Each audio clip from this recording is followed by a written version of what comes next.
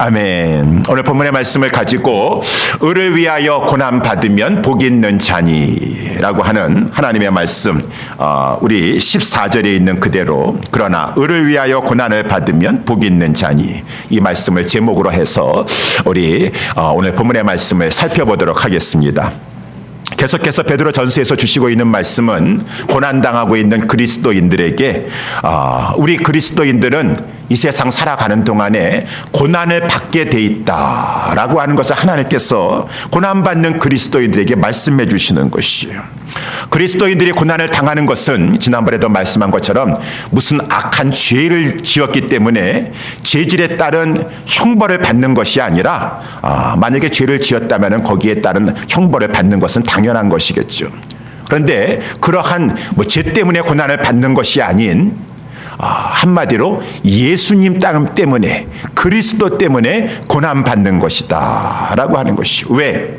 예수님을 믿기 때문에. 그 당시에 사회에는 예수님 믿으면은 사회에서 차별을 당하고 이렇게 취업을 할 수가 없고 직장에서도 쫓겨나가고 노동조합에 가입하지 못해가지고 여러 가지로 어려움을 당하는 그러한 일이 있었습니다. 그리고 그 말씀을 따르기 때문에 로마 황제를 숭배하지 아니하고 우상에 절하지 아니하고 나는 내 신앙 양심상 오직 하나님만을 섬기고 예수 그리스도만을 나는 섬긴다라고 하고 있기 때문에 많은 고난과 환난을 겪어서 결국은 많은 그러한 원형 경기장에도 끌려가서 사자의 밥이 되지 않나, 이렇게 십자가에서 화형을 당하지 않냐는 많은 고난을 겪었습니다. 그 말씀을 따르기 때문에 예수님 때문에 고난당하는 것은 예수님을 믿기 때문에, 예수님의 말씀을 따라가기 때문에, 그리고 주님이 남겨주신 그의 고난인 그의 몸된 교회를 사랑하며 또 모이고 섬기면 따라서 그런 여러 가지 위험스러운 고난이 따라오게 되는 것이 예수님 때문에 당하는 고난이라고 하는 것입니다. 이것은 뭐 그때나 이때나 우리가 당하는 것을 각오해야 되는 것이죠. 왜? 예수님께서 말씀하시지 않았습니까? 아까 찬양할 때도 요한복음 16장 33절 세상에서 너희가 환난을 당하게 될 것이다 라고 예수님께서 제자들과 그 제자로 말미암은 또 다른 제자들 우리들에게 말씀해 주셨어요. 세상에서 너희가 환난을 당하나 담대하라, 내가 세상을 이기었노라. 이것을 이미 너희에게 미리 말하는 것은 너희로 하여금 환난과 고난을 당하였을 때 이상한 일 당하는 것처럼 두려워하고 뒤로 물러나지 말고 평안을 가지고 담대하게 받아들이려고 내가 너희에게 미리 말해주는 것이니라. 세상에서 너희는 고난을 당하게 돼 있다. 왜 그렇습니까? 요한복음 15장 18절에도 너희는 이제 세상에 속한 자가 아니요 하늘에 속한 자요 나에게 속한 자들인데 세상이 나를 미워하지 않았던가. 너희는 세상에 속한 자가 아니요 도리어 세상에서 나의 택함을 입은 자인 거로 세상이 너희를 미워하느니라 라고 우리 예수님께서 십자가를 지시러 가시기 전에 제자들에게, 우리에게 이렇게 말씀하셨습니다. 그래서 우리는 예수님을 잘 믿을 때 따라오는 고난을 각오하고 예수님 믿고 따라가는 것이죠. 그러면은 예수님 믿으면 고난 받는다고요? 그러면은 예수님 왜 믿습니까? 예수님 안 믿고 말지. 그렇게 하시겠어요? 고난이 있지만 우리 주님은 고난을 통하여서 또 고난을 잘 감당하면은 오늘 본문에서 말씀 주신 것처럼 복을 주신다라고 하는 것입니다. 의를 위해서 고난 받기만 하라라고 하는 것이 아니라 의를 위해서 고난을 받으면 또한 하나님이 주시는 축복이 있다라는 것입니다. 복이 있는 자니, 우리 예수님도 말씀하셨어요. 산상수훈에서 8가지 복을 말씀하시면서 우리 8복 중에 의를 위하여 핍박을 받는 자는 복이 있나니 천국이 저희 것임이니라. 의를 위한다라는 것은 오늘 본문에 나온 것처럼 예수님 때문에 고난당한다는 것이요. 나를 인하여 너희를 욕하고 핍박하고 거짓으로 너희를 거스려 모든 악한 말을 할 때에는 너희가 힘들겠지만 너희들은 영적으로 깨어서 너희에게 주실 하나님의 축복을 기대하라. 너희에게 복이 있나니 기뻐하고 즐거워하라. 하늘에서 너희의 상이 클미라. 너희 전에 있던 선지자들, 믿음의 선지자들도 다 이같이 살아가는 동안에 하나님 잘 믿느라고, 하나님 따라가느라고, 말씀 순종하느라고 그의 몸된 교회를 위하여서 고난당하였는데 너는 하나님 앞에 복받기를 바라면서 고난당하는 것을 회피하려고 하고 있는가? 우리 주님이 말씀하신 너희 전에 있던 선지자들을 다 이같이 핍박하였느니라. 그래서 우리 우리 그리스도인들은 신앙생활 할 때 나는 그저 고난은 피하고 숨고 두려우니까 그것은 당하기 싫고 하나님이 주시는 그냥 복만 받기를 원한다라고 하는 생각은 접으셔야 돼요. 하나님, 이렇게 우리가 신앙생활 하는 것 때문에 예수님께 속고 하늘에게 속하기 때문에 고난 당하는 것은 당연한 것이고, 고난 당할 때 주님이 힘 주시고 잘 감당할 때 하나님께서 복 주시니 두려워하지 아니하고 잘 감당해야 될 것입니다. 그래서 문제는 고난 당하는 것이 문제가 아니라 고난은 하나님의 뜻 가운데 우리에게 주셔요. 연단하시기 위해서 우리를 더욱더 정결케 하시기 위하여서 죄를 버리고 고난이 있어야지 회개하고 정신 차리게 되는 것이니까 그 죄 문제를 다루시기 위해서라도 하나님께서 사랑하는 자녀에게 징계를 주시고 고난을 주시니. 그래서 어쨌든 간에 우리에게 물론 고난이 찾아오는 것은 두려운 일이겠지만 인간적으로 우리는 이러한 말씀의 근거에서 봤었을 때 고난을 당하는 것이 문제가 아니라 그건 하나님의 손에 있어요. 그 고난을 어떻게 하면 잘 이겨내는가. 어차피 하나님의 뜻 가운데 고난 때가 되면 주실 것이라고 한다면 그 고난을 잘 이겨낼 것인가, 그것이 중요하다라고 하는 것이죠. 그러면은 어떻게 하면은 우리에게 닥쳐오는 우리 교회라든가 개인에게 우리 공동체에게 닥쳐오는 고난이 있다고 한다면은 그 고난을 잘 이겨나갈 것인가, 오늘 본문의 말씀을 통하여서 두 가지 점을 살펴보기를 원합니다. 첫 번째는 하나님께서 항상 주시는 말씀이지만은 담대하라라고 하는 것이에요. 담대해야 된다. 고난 앞에서 담대해야 된다. 그래서 오늘 본문의 말씀을 잠깐 보도록 할 때 우리 첫 번째 보면은 우리 13절 14절 말씀에 또 너희가 고난에 너희가 열심으로 선을 행하면 누가 너희를 헤아리요 그러나 의를 위하여 고난 받으면 복 있는 자니라고 하면서 14절 말씀에 보니까 저희의 두려워함을 두려워 말며 소동치 말아야 할 것이니라. 저희라는 것은 일반 사람들, 세상 사람들, 예수님 안 믿는 사람들은 그저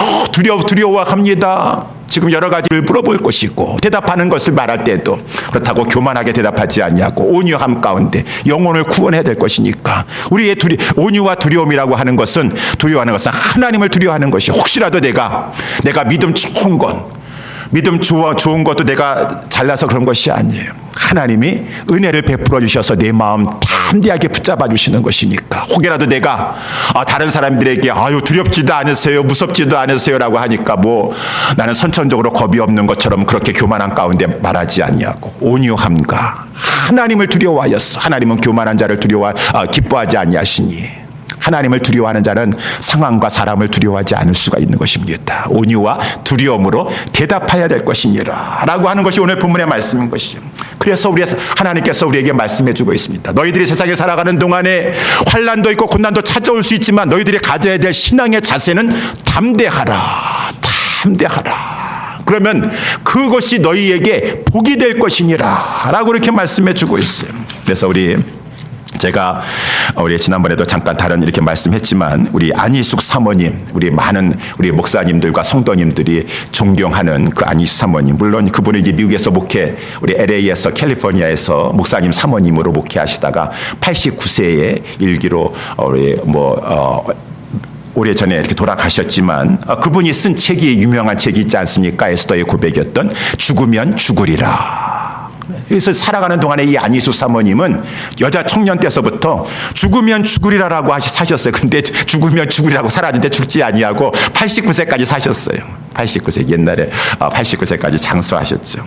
그래서 이제 그분이 그 일제시대 때 신사참배를 거부하지 않았습니까? 여러분, 신사참배 거부한다는 것이 얼마나 위험한 일이겠습니까? 끌려가가지고 모진 고문과 박해를 다 당해야 될 것인데 신사참배를 거부했어요. 그리고 거기에 만족하지 아니하고 아주 일본으로 그 20대 후반에 30대 초반까지의 그 나이에 일본으로 건너갔습니다. 그리고 원래 일본에서 이렇게 전문학교를 다녔기 때문에 일본말도 유창하게 잘 하셨어요. 우리 한국에서 고등학교까지 나오시고 일본의 전문대학 나오시면서 교사가 되셨는데, 그래서 일본에 가가지고 오늘날로 말하면 국회의사당과 같은 의회당 건물에 들어갔어요.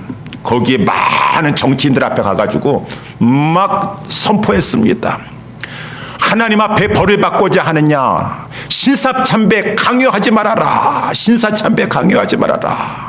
일본 정치인들 앞에서 막 소리쳤습니다. 회개하라. 하나님께서 너희들이 회개하지 않으면 유황불로 심판하실 것이니라. 그 예언대로 되지 않았습니까? 원자포탄이 떨어져가지고 일본이 망하게 되었고 심판하게 되었고. 그러니까 이제 막 이 안희숙 사모와 그 박관준 장로님 두 분이 가가지고 이렇게 막 외쳤습니다.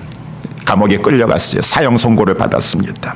얼마나 고난을 거기서 또 막 그 말할 수 없는 이 모진 고문을 당하고 막 그랬겠습니까? 그러면서 이제 막 고문을 당하고 그 이제 죽을 날만 기다리면서 사형 선고를 기다리면서 옥에 갇혀 있는데 이제 옥에 갇혀 있어도 그때는 다 일을 해야 되는 것이요. 일을 해야 되는 거예요. 근데 막 이 개동아 전쟁 막 전쟁을 막 벌이고 있고 막 아시아를 일본이 제국을 건설하면서 점령하고 있고 막 미국과 전쟁하려고 하고 있는데 군복들이 필요한 것이에요. 그러니까 이제 감옥에 가가지고 군복들 제조하는 일을 가지고 막 하라 그랬어요.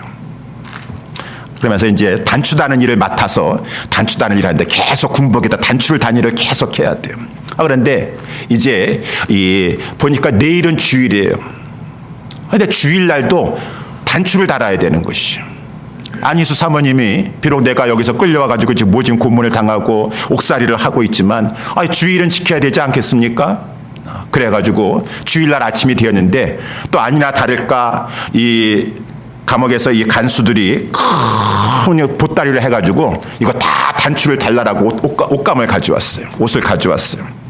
그러니까 안희수 사모님이 그때 젊은 나이에 30대 초반의 젊은 나이에 결혼도 안 한 그 처녀의 몸으로 아주 담대했습니다. 아주 담대했어요. 그래서 내가 주일날에는 일을 할 수가 없지. 하나님이 명령하셨는데 이제 안희수 사모님 그 말씀에 제가 육성으로 이렇게 우리 사랑의 교회 그때 오셔가지고 옥하는 목사님 그때 간증했던 그 테이프도 들어봤는데 우리 안희수 사모님은 한이 맺혔대요. 그때 한국이 얼마나 못 살았습니까? 일제시대 오직 못 살았으면 망했겠어요 나라가. 그래서 하나님 신명기 28장에도 보게 되면 하나님께서 내가 내 하나님 여호와의 말씀을 삼가 듣고 내가 오늘날 내게 명하는 그 모든 명령을 지켜 행하면 내 하나님 여호와께서 너를 세계 모든 민족 위에 뛰어나게 하실 것이라고 하였는데 미국은 저렇게 신앙의 유산을 받아가지고 하나님을 잘 섬기고 여러분 미국 50년대 60년대까지만 해도 모든 교회들이 이렇게 많이 생기고 얼마나 하나님 잘 섬겼습니까? 우리 한국은 하나님을 알지도 못하고 하나님의 말씀을 순종하지도 아니해서 얼마나 이렇게도 비참한 나라가 어디 있겠습니까? 지질이 또 가난해가지고 먹을 것이 없었어. 이거 다 하나님을 알지 못하고 하나님을 안다 할지라도 계명을 준수하지 아니하였어. 그래서 안희수 사모님은 그것이 한이 됐대요. 나라도 하나님 말씀 잘 지켜야 되겠다. 하나님이 신명기라든가 거듭거듭 말씀해 주시는데 복과 저주가 있는데 하나님의 말씀을 듣고도 잘 지키는 자에게는 하나님께서 그와 그의 자손들에게 들어가도 복을 주고 나가도 복을 주고 복을 주실 것이고 그렇지 않으면 이스라엘 백성이랄지라도 들어가도 나가도 저주를 받는다고 했는데 나와 내 민족이 복을 받기 위해서는 하나님의 말씀 생명과 같이 지켜야 되겠다. 이 결심을 했던 처녀였었어요. 그러니까 이 주일날 막 군복을 하나름 주면서 단추를 다 달라고 이렇게 가져왔어요. 그러니까 오늘은 주일이기 때문에 주일날에는 나는 일을 안 하련다. 나는 일을 할 수 없다. 라고 이렇게 그 간수에게 얘기를 했어요. 여러분 얼마나 대단합니까? 그 무시무시한 감옥에 들어가서도 말할 수 없는 모진 고문을 당하면서도. 그러니까 막 기가 막혀가지고 그 간수가 이제 형무소장한테 이제 이것을 신고하겠다라고 막 갔습니다. 저 사람 또 이제 안희수 또 죽었다 이제 매맞아가지고 완전히 죽었다 꺾일 것이다라고 이렇게 했겠죠. 그런데 이제 안희수 사모가 항상 죽으면 죽으리라요. 죽으면 죽으리라. 주님 죽으면 죽겠습니다. 그렇지만 하나님 말씀 저는 지키겠습니다. 라고 해서 그 순간에 저 형무소장에게 이제 보고해가 조금 있으면 얼마나 또 모진 고문을 당할지 몰라요. 그런데 그 순간에 기도를 했는데 하나님께서 환상을 주셨든지 꿈을 주셨든가 여러분 아마 들어보셨을 것이요. 갑자기 이 안희수 사모님이 그 일본의 스모 선수와 같이 그 씨름 등치 큰 사람이 있지 않습니까? 그 사람이 나타났는데 큰 사람이 나타났는데 막 이 안희수 사모한테 막 씨름하자라고 달려드는 것이었어요. 그래가지고 안희수 사모가 담대하게 그 막 스모 선수 등치 큰 사람을 한 방에 때려 눕혔습니다. 그랬더니 보니까 200명이나 되는 큰 많은 사람들이 계속해서 막 달려드는게 계속 자기가 어떤 힘이 있었는지 계속 막 이 스모 선수를 씨름 선수를 가지고 다 때려 눕히는 것이에요. 그런 다음에 이제 깨게 되었어요. 그랬지만 이제 간수가 막 왔습니다. 너는 이제 죽었다. 라고 하면서 지금 형무소장님이 너를 부르신다. 호출했느니라. 라고 했어요. 그래가지고 안희 사모는 거기 끌려와가지고 그 형무소장한테 이제 이 앞에 서게 되었습니다. 가서 너무나 깜짝 놀랐어요. 형무소장 얼굴이 자기가 그 꿈에서 환상에서 보았던 그 이 씨름 선수 그 얼굴 그대로 있었습니다. 그러니까 그 이제 형무소장이 안희 사모를 하면서 협박하는 것입니다. 당신은 최고의 학부까지 공부하고 엘리트 중에 엘리트요, 교사까지 한 사람으로서 상식이 있어야지 왜 이렇게 법도 질서도 지키지 않냐고. 형무소에 들어왔으면 질서를 지켜야 되고 법을 따라야 될 것이 아니겠는가. 소장이 막 장갑을 끼고 막 위협을 줬습니다. 그러면서 형무소장이 마지막 기회를 주는데 마치 그 우리 사드락 메삭 아벳느고의 앞에 있는 느부갓네살의 왕과 같은 그런 말을 하는 것이요. 형무소장인 나는 대일본 제국 천황폐하 이름으로 명령한다. 성스러운 전쟁을 승리로 끝내기 위해 온 국민이 한마음으로 일하고 있다. 그 누구에게도 예외가 될 수 없다. 그러므로 57번 죄수 너는 일요일에도 천황폐하의 명령으로 일할 것을 명령하노라 라고 막 했습니다. 그때 그 안희숙 청년이 여자가 조금도 물러서지 않고 의자에서 펄떡 일어난 다음에 그 무시무시하게 생긴 형무소장의 딱 코앞까지 갔습니다.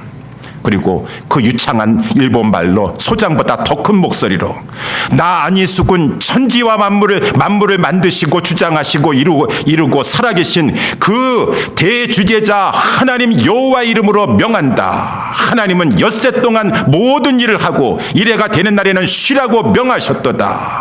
여호와 하나님의 종된 신문으로 주일날에는 일을 할 수 없으니 나는 죽어도 주일날에는 일을 할 수 없다. 안희 사모의 그 간증에 보니까 자기 속으로 부들부들 떨면서도 하나님께서 힘을 주시는 것이죠. 어떻게 담대함이 있습니까? 죽으면 죽으리라라고 하는 것이죠. 죽으면 죽으리라. 그래, 죽으면 죽겠습니다. 하나님 말씀 순종하겠습니다. 딱 섰더니만은 예상치 못한 일이 생기게 되었어요. 안희수 사모를 기가 막혀가지고 막 그 무서운 얼굴을 가지고 째려보던 이 소장이 환한 표정을 풀더니만은 한숨을 푹 내쉬면서 의자에 앉으면서 안희수 사모에게 이렇게 말을 했다고 합니다. 신앙에 대해서 말로만 들어왔는데 오늘 내가 그 진짜 신앙이 무엇인지 확실하게 보았도다. 진짜 신앙이 무엇인지 확실하게 보았도다. 그러면서 그 소장이 간수를 불러가지고 이 57번에게는 주일날에는 일하지 못하게 하라. 그는 주의를 하나님 앞에서 지키게 하라 라고 이렇게 지시를 내리게 되었고 사형 선고를 받았는데 하나님께서 기가 막히게 역사해 주셔가지고 정말 예언 선포한 대로 일본에 그 유황불이 떨어지게 하면서 항복하게 하셨어. 그 사형 선고 얼마 안 있으면 사형 집행을 당하게 되었었는데 하나님께서 8월 17일 날인가 출소하게 하시고 이것이 이제 이 하나님의 역사인 것이죠. 하나님의 역사. 그러니까 주변에 있는 사람들이 아니 저 야리야리한 청년과 같은 그 여자가 어떻게 저렇게 담대한가 궁금하다 그 말인 것입니다. 도대체 그 믿고 있는 그 신앙은 무엇인가? 그 하나님은 어떠한 하나님이신가? 여러분 마귀는 두려워하는 자를 삼킵니다. 두려워하는 자를 삼켜요. 우리 베드로 전서에도 말씀해 주고 있지 않습니까? 너희 지금 마귀가 우는 사자와 같이 삼키려고 하는데 마귀를 쫓아보내려고 하면 담대하게 마귀를 대적할 때 쫓아나는 것이지. 그래서 제가 지난번에도 말씀하고 있지 않습니까? 그냥 이 동물의 세계에서도 보게 되면은 항상 약한 것, 두려워할 수 있는 것, 그러한 것을 항상 동물들의 야순을 잡아먹으려는 것이에요. 담대하게. 너희 마저 마귀를 대적하라. 그리하면 저는 물러가게 될 것이니라. 우리 하나님께서 말씀하고 있는 것이에요. 그래서 우리가 이 고난 앞에서 또 고난은 우리에게 위협을 주죠. 너 그래도 죽으면 어떡할래? 너 죽을 수 있어. 자꾸 불안감과 염려를 줍니다. 거기에 내가 뒤로 물러나면은 마귀는 오히려 더 완전히 우리를 삼키려고 하는 것이요. 올가매려고 그러는 것이요. 올무에 빠뜨리려고 하는 것. 하나님의 말씀대로 마귀를 대적하라. 그리하면은 피하리라.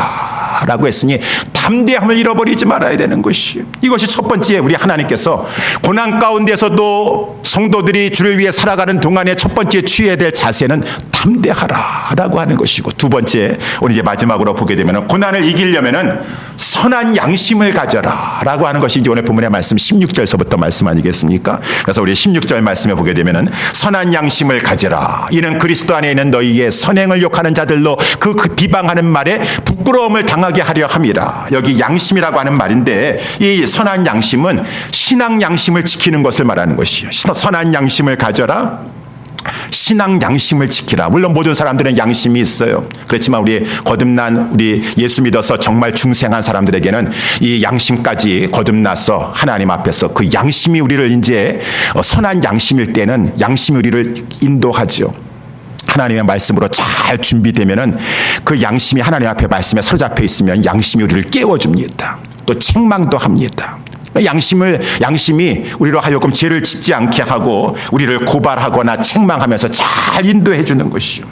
그 양심이 때로는 내가 겁이 많아가지고 이렇게 행동하고 싶어도, 야, 너 정말 하나님 믿는 거 맞니? 너 정말 목사 맞아? 너 정말 장로 맞아? 권사 맞아? 아니 집사 맞아? 교회 일꾼 리더라며? 아니 그런데 그렇게 행동해? 라고 다른 사람은 그렇게까지 말을 못한다 할지라도 내 양심이, 양심은 하나님의 내적인 음성이라고 하지 않습니까? 우리를 고발한다라는 것입니다. 감히 누가 말을 하겠어요? 양심이 살아있으면 양심이 우리를 깨워준다라는 것이요. 고발하고 책망한다라는 것이. 그러면은 그 양심을 따라서 그렇지. 내가 이러한 상황에서 내가 나만 혼자 살겠다라고 그럴 수가 있나? 내가 양심이 있지.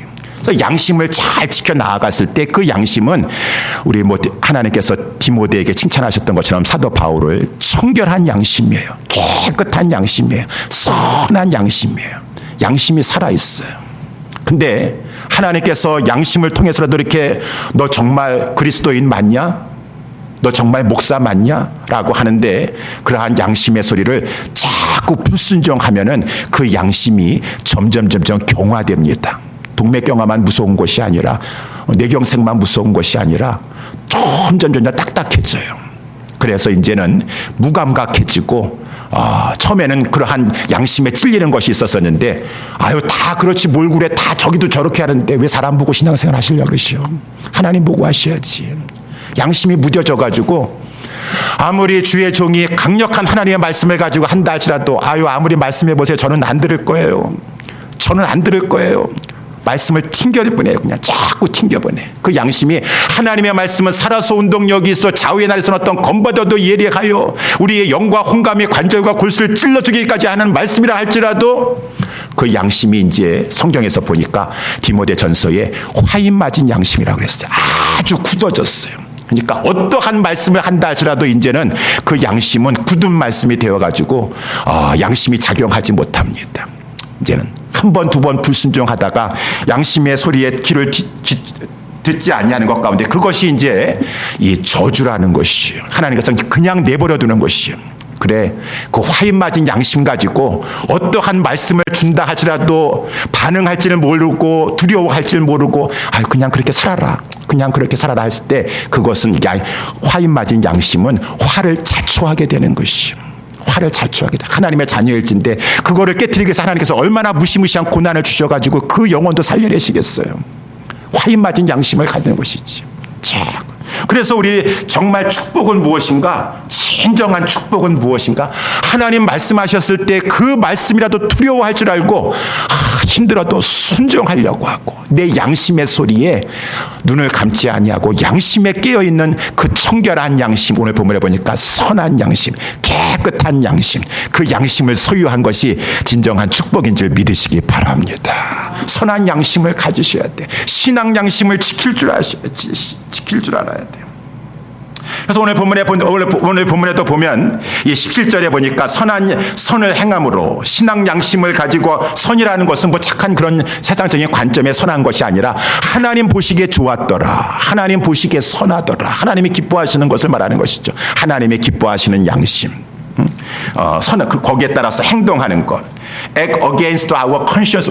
우리의 신앙 양심에 반대해가지고 행동하는 것이 아니라 양심에 따라서 하나님의 내적 음성을 따라서 양심에 그런 합당한 삶을 살아가려고 했었을 때 고난 받는 것이 그래도 고난을 받는 것이 하나님의 특별한 뜻이 있으세요. 섭리가 있으세요. 하나님의 뜻인 것일 때 악을 행함으로 고난받는 것하고는 비교할 수 없습니다. 하나님 앞에 선한 신앙 양심을 가지고 고난받으면 고난받으려고 했었을 때 오늘 본문에 보니까 나으니라 라고 하는 것은 그것에 열매가 있느니라, 복이 있느니라 라고 하는 것이 오늘 본문의 말씀의 복이. 어떠한 복이 있습니까? 아까도 우리 말씀 나눠봤죠. 하나님께서 그 양심을, 그 마음을 더 하나님께서 깨끗하게 하세요. 더 청결하게 하세요. 우리 예수님 말씀하셨죠? 마음이 청결한 자가 신앙생활 하더라도 하나님을 보면서 신앙생활 할 수 있는 것이에요. 그것이 축복이라고 우리 팔복에도 나와 있지 않습니까? 그래가지고 이제 하나님께서는 우리의 양심을 상대하세요. 양심을.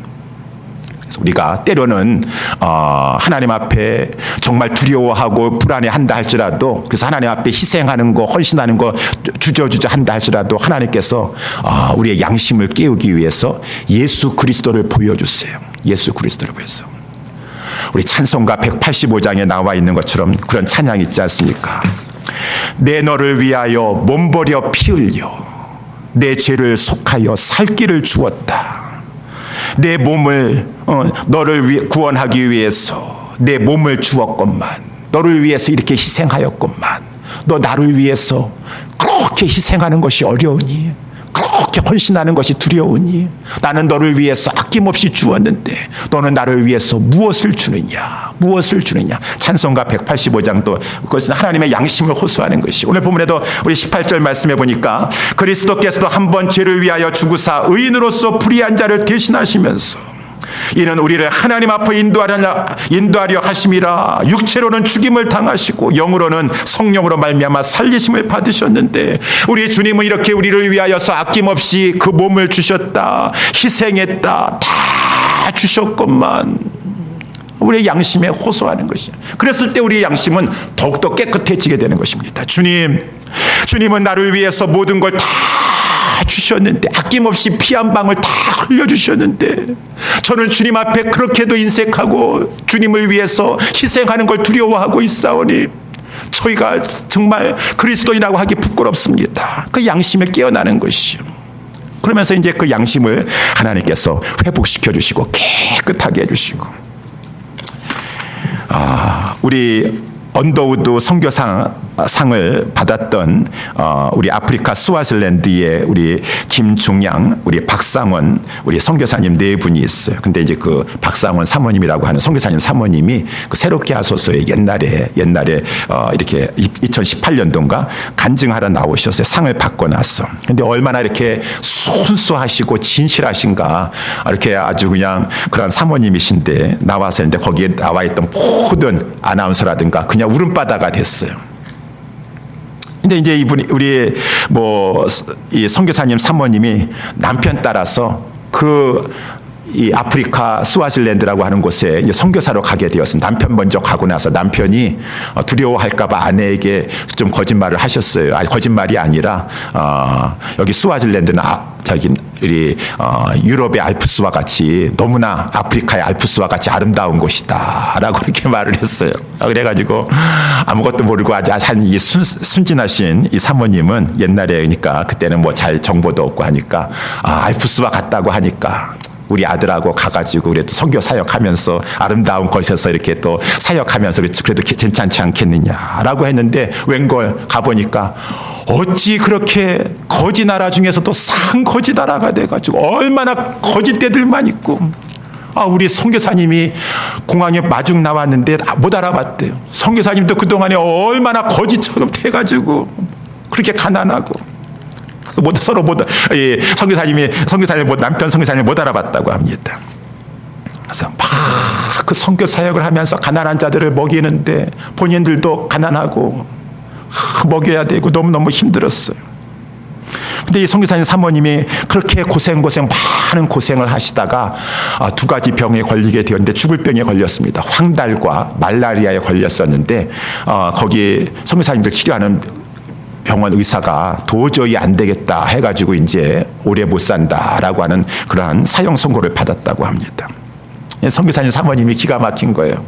어찌 이렇게 가난한 곳에 와서 우리 아들과 함께 고생하다가 이렇게 나는 또 죽게 되었는가 라고 하면서 이제 하루는 밤에 이렇게 잠이 안 와가지고 밖에 나가서 철야하면서 하나님 앞에 기도하게 되었어요.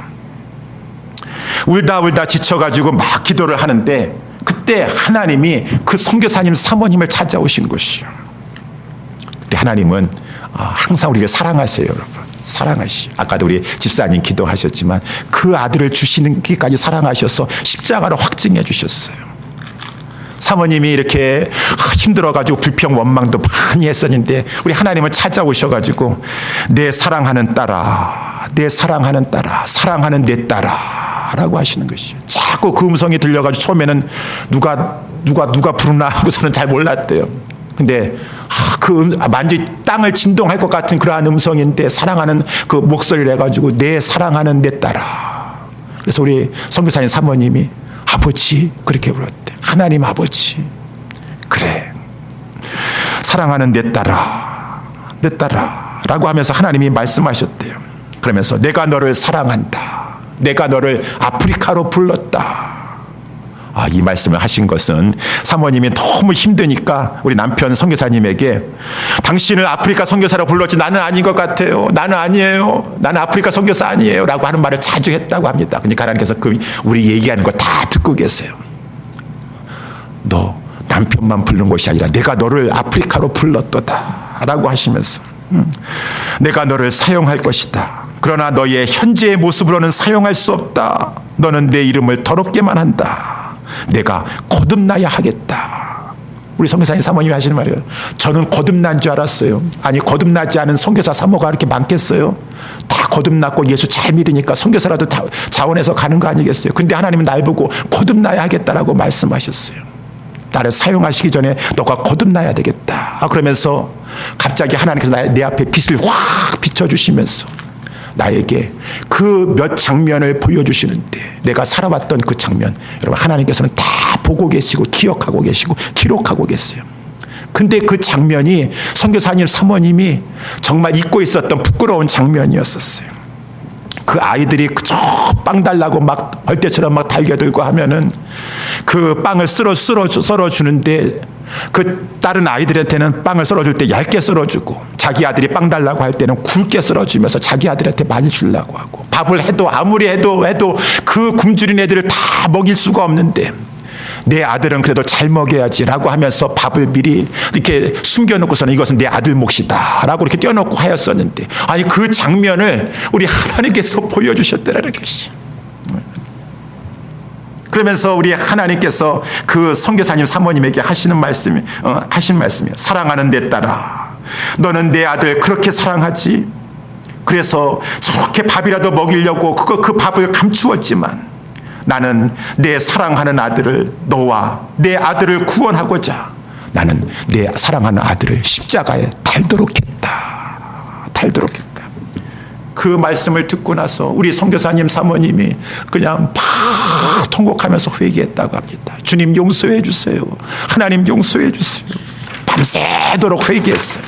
밤새도록 회개하고 그 밤새도록 그 밤에는 하나님과 교제하면서 회개하면서 눈물로 기도하면서 보냈었는데 이 선교사님 사모님이 하시는 말씀에 그 다음서부터 제가 변하게 되었습니다. 제가 그토록 속으로는 웃고 있었지만 마음속으로 미워하고 멸시하였던 그 아이들이 그렇게 사랑스럽게 보이게 되었어요. 그리고 내가 하나님 앞에 내가 먹는 걸 줄여서라도 저 아이들에게 더 주어야 되겠다 해서 그 후서부터 제가 100일 동안 철야기도 하면서 금식기도 하는데 하루에 한 끼만 먹고 두 끼는 안 먹고 그것을 가지고 저 아이들에게 주게 되었습니다. 그리고 이상하게 하나님 앞에 감사가 넘치게 되었고 그 아이들을 사랑하게 되었고 원망 불평이 없어져 있고 제가 진정으로 그때 거듭났습니다. 그런 다음에 이 선교사님 사모님이 점점 몸이 가벼운 느낌을 드는 것이에요. 시간이 지나도. 그래서 우리 남편 선교사님에게 말씀을 했다고 합니다. 여보, 확실하게 하기 위해서 병원에 한번 가봤으면 좋겠다고. 그래서 병원에 갔더니 의사 선생님이 깜짝 놀랐대요. 아직까지 살아있었냐고.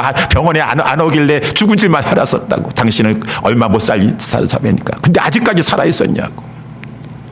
그래가지고 병원에 가서 정밀 검사를 하였는데 깨끗하게 그 황달과 말라리아가 깨끗하게 나와서 의사도 깜짝 놀랐어. 아니 어떻게 이런 일이 있을 수가 있는가. 하나님이 그때 고쳐주셔서 그 선교사님이 하시는 말, 여러분 한번 동영상 한번 봐세요. 박상원 선교사님이라고 사모님. 얼굴이 얼마나 피부가 좋으신지 정말 나만 장군이 깨끗하게 60살이 훨씬 넘으셨는데도 불구하고 깨끗한 피부를 가지고 그분이 하시는 말입니다. 그 이후로는 제가 20년 동안 솔직히 정직하게 말씀해서 감기 한 번 안 걸렸습니다. 그리고 하나님께서 40이 넘은 줄에 아들 하나 있었었는데 딸을 낳게 하셨어요. 40이 넘어서도 라고 하시면서 이렇게 간증하는 그러한 장면이 있었습니다. 여러분, 우리 주님께서 부활하신 것처럼 하나님 앞에 간절하게 그 두려워할 만한 상황 가운데서도 그 주님 따라가고 하였을 때 하나님께서 만나주시고 치료해 주시고, 특별히 선교사님 사모님 육신의 질병을 고침받았다라고 하는 것보다도 그 선교사님 사모님이 고백한 것처럼 영원히 거듭나게 해주시고, 오늘 본문의 말씀 21절 우리 한번 마지막으로 보도록 할까요? 21절 보게 되면은 마지막 부분에 오직 선한 양심이 하나님을 향하여 찾아가는 것이 복이라고 하였습니다. 내 선한 양심이 더 깨끗해지고, 누구는 상황 때문에 환경 때문에 이 더러운 세상 살아가는 동안에 죄로 말미암아 더 양심이 더럽혀지고 더 경화되어져 가는데, 선한 양심에 우리 주님의 그 고난 당하신 것을 보면서 너는 내 아들을 그렇게 사랑하고 그 굶주린 아들 가운데서 내 아들 먼저 챙기려고 하는 그런 생각 가지고 있지만, 나는 너를 위해서 아낌없이 너와 내 아들을 위하여서 내 독생자를 내어 주었다, 십자가에 달게 했다 라고 하는 것 가운데 막 회개하면서 그 양심이 더욱더 깨끗해지고 하나님을 향하여서 찾아 나아가고 하나님을 향해서 나아가는 그것이 진정한 축복이라고 하는 것입니다. 선한 양심을 갖게 되는 것이 육신의 질병도 치료 안 받는 것도 복인 것이지만, 그래서 오늘 본문의 말씀 21절에 이런 말씀이 있지 않습니까? 물론 예수 그리스도의 부활하심으로 말미암아 너희를 구원하는 편이, 물은 예수 그리스도의 부활하심으로 말미암아 구원하는 편이 곧 세례라. 육체의 더러운 것을 제하여 버림이 아니요 오직 선한 양심이 하나님을 향하여 찾아가는 것이니라. 여러분, 노아의 홍수 사건을 이제 말씀해 주고 있는데, 노아의 홍수 사건은 두 가지를 내포하고 있습니다. 하나는 심판이요, 하나는 구원이에요. 똑같은 노아의 홍수를 다 겪었지만 많은 사람들은 그 노아의 시대에 그 홍수로 말미암아 심판받아서 멸망했어요. 물로 심판받아서 멸망했어요. 그런데 그 방주에 들어가게 하시사 하나님께서 구원해 주신 그러한 자들은, 다른 사람들은 물로 심판받는데 그 사람들은 물로 구원을 받았어요. 물이 그 배를 꼭대기에 뜨게끔 만들어가지고 구원함을 받게 하였다는 것입니다. 그래서 이 노아의 홍수의 물은 심판과 구원 두 가지 요소를 포함하고 있는 것처럼 이 세례가 그렇다는 것이, 물은 이 세례를 예표해 주고 있는데, 세례라는 것은 무엇입니까? 세례라는 것은 궁극적으로 예수 그리스도와 함께 나는 이제 죽었습니다. 그리고 이제 의를 위해서, 하나님을 위하여 살아났습니다. 내가 그리스도와 함께 십자가에 못 박혀 죽었습니다. 이제는 내가 그리스도를 위해서 믿음 가운데 사는 것입니다 라고 하는 죽음과 생명을 세례는 포함하고 있는 것이에요. 세례를 포함하고 있는 것이에요. 그래서 우리는 살아가는 동안에 물론 세례는 한 번 받는 것이지만, 날마다 이 성령의 세례와 같이 성령으로 말미암아, 말씀을 통하여 성령으로 말미암아 우리의 더러운 옛사람은 자꾸 죽는 것이고, 자꾸 거듭난 이 새 생명의 이 새 사람, 주님이 우리에게 주신 선한 양심은, 하나님 살아가는 동안의 진정한 축복은 우리의 성령으로 말미암는 이 성령 세례와 같이 우리를 깨끗하게 해주시는 것은 외부를 깨끗하게 하는 것이 아니요 우리의 내부의 심령을 깨끗하게 해주시는 것이니, 이러한 성령의 충만한 세례를 받는 자가 축복이 있는 것이었어. 선한 양심이 더욱더 우리 살아가는 동안에 하나님을 향하여 찾아가는 것이니, 이것이 의를 위하여 고난 당하려고 하는 자에게 주시는 하나님의 축복이 아니겠는가. 의를 위하여 고난 당하는 자는 복이 있나니. 사랑하는 우리 예수사랑교회 성도 여러분들이요, 우리도 다 이렇게 살아가고 있습니다. 의를 위하여 고난 받는 자에게 하나님께서 이러한 복을 주신다고 하셨습니다. 우리 어떠한 상황 가운데서도 정말 주님은 나의 주님이십니다. 그는 주이십니다. 그는 왕이십니다. 그가 다스리시고 계십니다. 우리 나의 인생도 나의 생명도 나의 가정도 나의 자녀도 우리 교회도 이 나라와 이 전 세계도 만유의 주가 되시고 만왕의 왕이 되시는 하나님이 우리 주님이 다스리시고 계십니다. 그거를 믿으시고 어떠한 우리 삶 가운데 하나님께서 무엇을 주시든 간에 때로는 그것이 여러 가지 우리를 위협하는 고난과 어려움이 있다 할지라도 담대하시려고 하셔야 돼요. 담대하시려고. 그리고 어떠한 상황 가운데서도 고난을 회피하면서까지 그 양심을 접어보시려고 하지 마시고 신앙 양심 지켜나아갔어요. 신앙 양 하나님 앞에 신앙 양심을 떳떳하게 지켜나아가려고 했어요. 그랬을 때 주변 사람들도 다 보고 있습니다. 야, 어떻게 저럴 수가 있느냐. 그때 내 자랑하는 것이 아니라 주님을 자랑하세요. 아름다운 닭을 선전하세요. 그리고 더욱더 깨끗한 신앙의 축복을 누리고 하나님께서 그것과 홀로 육신도 회복시켜 주시고 치료해 주시고 강건케 해 주시고 그러한 복된 예수로 나의 구주 삼고 성령과 피로써 거듭나니 간증이 넘치고 감사가 넘치고 하나님 앞에 많은 사람 앞에 대답할 예수 그리스도의 은혜라고 하는 것 간증할 수 있는 우리 모든 성도님들과 저와 우리 예수사랑교회 될 수 있게 되기를 주님의 이름으로 축원합니다. 기도하겠습니다.